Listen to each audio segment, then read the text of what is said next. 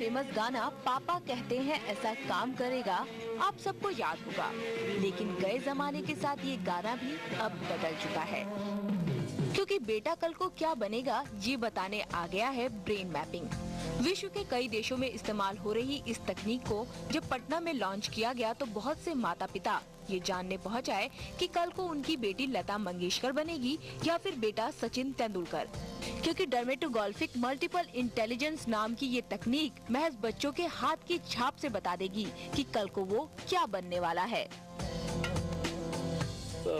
एक स्त्री गर्भावस्था में होती है तो 13वें हफ्ते से लेकर 24वें हफ्ते तक हमारा जब दिमाग या ब्रेन जो है वो डेवलप कर तो उसी वक्त ये उंगलियां जो है तो उनके निशान वो डेवलप होता है।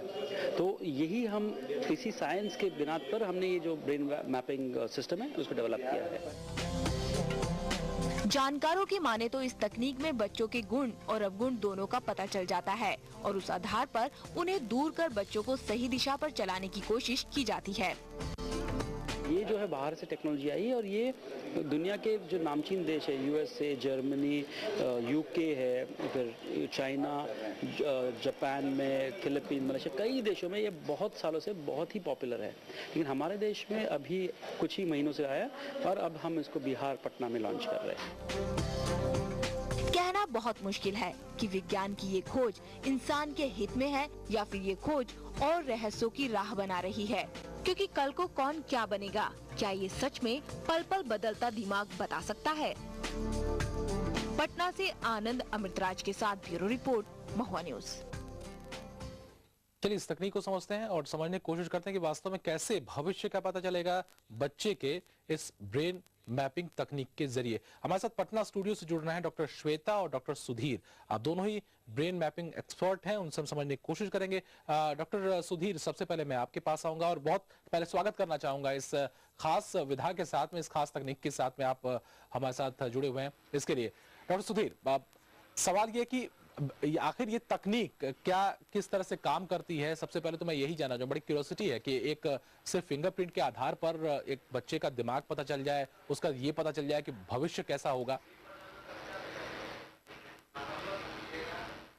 जी, भविष्य तो नहीं, लेकिन इससे हमें ये पता चल जाता है कि बच्चे के अंदर जो गुण है, जन्मजात दिमाग में उसकी क्या एबिलिटीज़ है, उसमें कितनी क्षमता है, कौन से इलाके में क्षमता है। जो हमारे 8 मल्टीपल इंटेलिजेंसेस जो माने जाते हैं, हमारे इमोशनल है, जो उनके जो मैथमेटिकल स्किल्स है, लैंग्वेज स्किल्स है, म्यूजिक स्किल्स है, इन सारी चीज़ों के हमें बिल्कुल प्रूफ मिल जाता है कि भाई इतनी इनकी क्षमता है।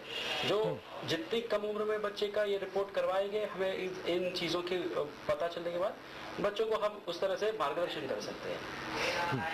डॉक्टर श्वेता, आप आगे जाना चाहूंगा, ये जो स्किल है, ये जो पता चल जाता है कि हाँ क्या ज्यादा बेहतर है ब्रेन में, किस दिशा में काम करना चाहिए, हर अलग अलग सेंटर डिसाइडेड हैं बच्चे के ब्रेन में, या फिर कि हम सभी के ब्रेन में जो होते हैं उससे ये पता चलता है कि हाँ साहब कौन सी विधा, कौन सा क्षेत्र ज्यादा बेहतर होगा ब्रेन के हिसाब से? क्या लगता है कि एकदम एप्रोप्रिएट प्रेडिक्शन किए जा सकते हैं इससे? हाँ, अप्रोप्रिएट प्रेडिक्शन क्योंकि भविष्य हम नहीं बता रहे हैं, हम सिर्फ पेरेंट्स को हेल्प कर सकते हैं कि आपके बच्चे में ये इनबॉर्न टैलेंट्स ये है। जैसे कि अभी बताया सुधीर जी ने कि लिंग्विस्टिक टैलेंट्स है, इंटरपर्सनल स्किल्स है, या फिजिकल मूवमेंट्स में स्किल्स है, लैंग्वेज एबिलिटी है। तो ये सब से हम पेरेंट्स को गाइड कर सकते हैं कि दीज आर दी एरियाज की हम आप बच्चे को इस तरह से इस एरिया में डेवलप करेंगे तो इस एरिया में उनकी एक्सेलेंस हो सकती है। एक्सेलेंस के लिए हम बच्चे को हेल्प कर सकते हैं डेवलप करने के लिए। आगे पेरेंट्स एनवायरनमेंट जो देते हैं बच्चों को, और पेरेंट्स की क्या इच्छा होती है, इस पे भी डिपेंड करता है कि बच्चा क्या करेगा। भविष्य नहीं है, लेकिन हम टैलेंट जरूर दिखा सकते हैं बच्चों का। इसमें बिहेवियरल साइकोलॉजी का पार्ट कितना होता है डॉक्टर सुधीर? इसमें बिहेवियरल साइकोलॉजी जो है वो तो एनवायरनमेंट पे डिपेंड करता है। इसमें तो हम सिर्फ यही बता पाते हैं कि जो जब बच्चा पैदा हुआ है तो उसमें जो पोटेंशियल लेके पैदा हुआ है उसके बारे में हम बताते हैं, और फिर उस क्षेत्र में उनको उस एनवायरनमेंट में देंगे तो बच्चा इंप्रूव करेगा। जैसे जैसे बच्चा पटना का है तो उसकी जो हिंदी होगी, बिकॉज वो एनवायरमेंट ऐसे है तो हिंदी उसकी वैसी होगी, लेकिन मुंबई का बच्चा होगा उसकी हिंदी अलग होगी। रीजन है दोनों के पास लिंग्विस्टिक टैलेंट है, लेकिन उनकी डेवलपमेंट नहीं हुई उस क्षेत्र में। तो अब ऐसा लगता है कि पहले जैसे मुझे ये नहीं समझ आ रहा है, जैसे हर चीज के लिए हर पार्ट ब्रेन में डिफाइन रहते हैं।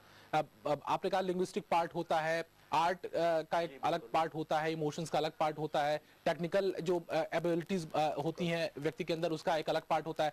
तो ये सब पार्ट तो पहले से डिफाइन है, इसमें हम और कैसे पता करते हैं आखिर ये टेक्निक है क्या? कैसे पता चल जाता है कि हाँ ये पार्ट ज्यादा समृद्ध है और इस क्षेत्र में जाना चाहिए?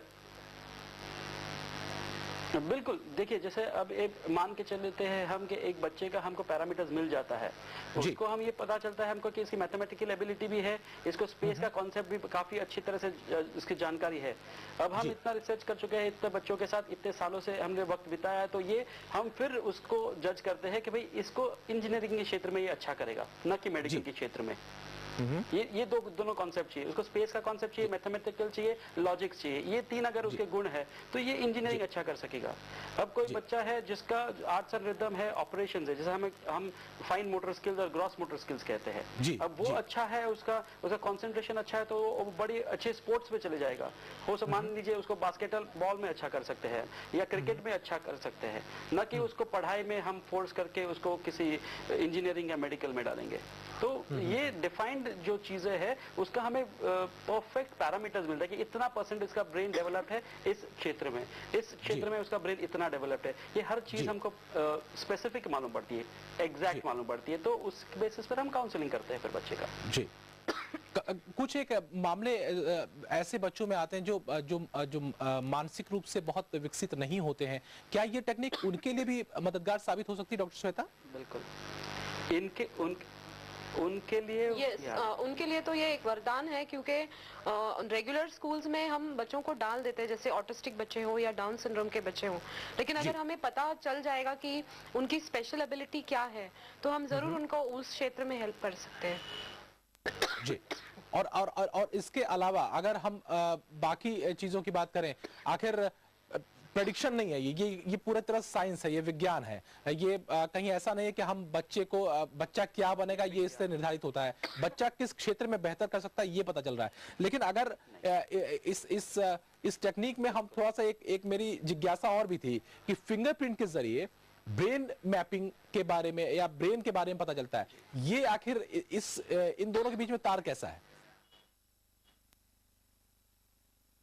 ये एक हम आपको एक साइंटिफिक टर्मिनोलॉजी है, एनान्सिफिली एक साइंस है, या एक मतलब बच्चा होता है जब पेट में होता है माँ के, वो ब्रेन डेड हो जाता है।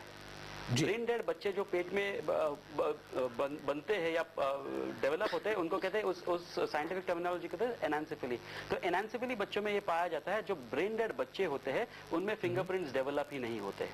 तो ये भी हमारे पास एक प्रूफ है कि ब्रेन का डेवलपमेंट फिंगरप्रिंट से सीधा ताल्लुक रखता है, और विज्ञान ने इसको कई अलग अलग चीजों से सिद्ध किया है कि ब्रेन का सीधा ताल्लुक फिंगरप्रिंट से है, हाथों के फिंगरप्रिंट से भी और पैरों के भी, लेकिन हाथों के फिंगरप्रिंट्स ज्यादा स्पेसिफिक और क्लियर होते हैं, पैरों के नहीं होते हैं इसलिए। जी, तो अगर इस हिसाब से देखें तो अगर हाथों के अगर फिंगरप्रिंट अलग अलग व्यक्ति के अलग अलग होते हैं तो क्या ब्रेन का जो ब्रेन मैपिंग जो है या जो ब्रेन का जो स्ट्रक्चर है क्या वो भी अलग अलग होता है, उसके भी जो पार्ट्स हैं वो अलग अलग होते हैं क्या?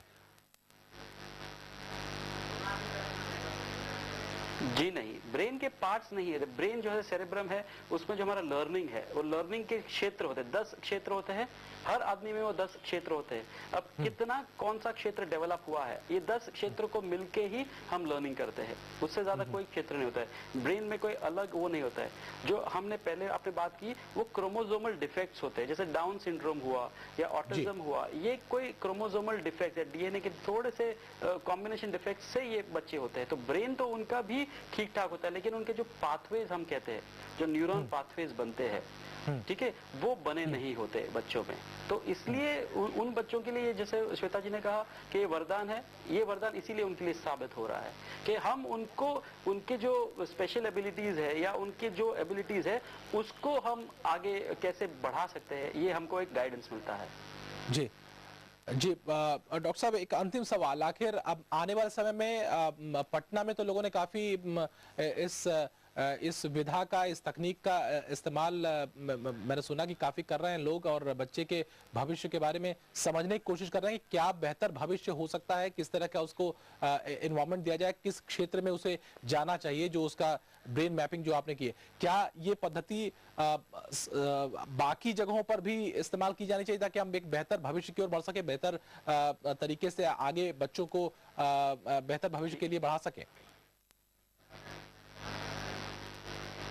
बिल्कुल, ये कर सकते हैं हम इसको, सिर्फ बच्चों में नहीं, लेकिन जब कॉरपोरेट्स में भी इसकी काफ़ी एप्लीकेशंस हो सकती है, एचआर में हो सकती है, हर क्षेत्र में। ये बच्चों तक ही सीमित नहीं है, किसी भी व्यक्ति को ब्रेन मैपिंग करके अपने आप में क्या खामियां हैं, अपने क्या खूबियां हैं, ये जानने का मतलब मौका मिलता है।